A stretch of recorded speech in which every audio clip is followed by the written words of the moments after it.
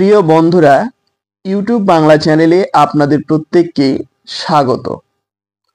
বন্ধুরা, আজকের এই ভিডিওর মাধ্যমে আমি দেখাবো কিভাবে আপনারা চেক ফিল আপ করবেন।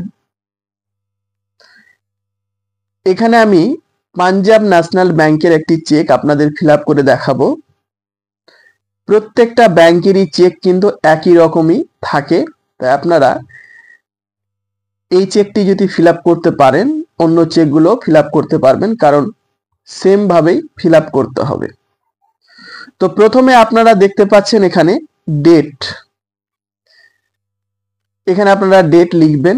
প্রথমে রয়েছে ডেট, মাস, তারিখ। আপনি এখানে যে ডেটটি দিবেন সেই ডেট থেকে শুরু করে এই চেকটি 3 মাস পর্যন্ত ভ্যালিড থাকবে, তারপরে কিন্তু চেকটি ইনভ্যালিড হয়ে যাবে। তারপরে রয়েছে পে। পের জায়গায় আপনি যদি নিজেই, যার নামে চেকটি রয়েছে সে যদি নিজেই টাকা তুলে, তাহলে তার নিজের নাম লিখতে হবে অথবা সেলফ লিখতে হবে, SELF, অথবা তার নিজের নাম। তারপরে রয়েছে এখানে যে ফাঁকা রয়েছে রুপিস, এখানে লিখতে হবে ওয়ার্ডে কত টাকা আপনি তুলবেন, সেই টাকাটার পরিমাণ এখানে আপনাকে লিখতে হবে।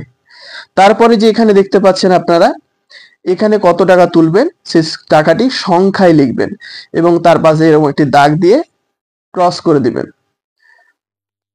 এখানে রয়েছে অ্যাকাউন্ট নম্বর, আমি হাইড করে রেখেছি। এখানে অ্যাকাউন্ট নম্বর রয়েছে, আমি হাইড করে রেখেছি। এখানে চেক নম্বর রয়েছে।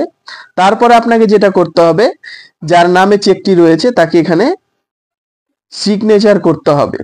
এখানে একটি সিগনেচার করে দেবেন। তারপরে চেকের পিছন সাইডে আপনাকে ঠিক এই জায়গায় যার নামে চেকটি রয়েছে তাকে দুটো জায়গায় সিগনেচার করতে হবে, তাহলেই কিন্তু চেকটি ফিল আপ সম্পূর্ণ হয়ে যাবে।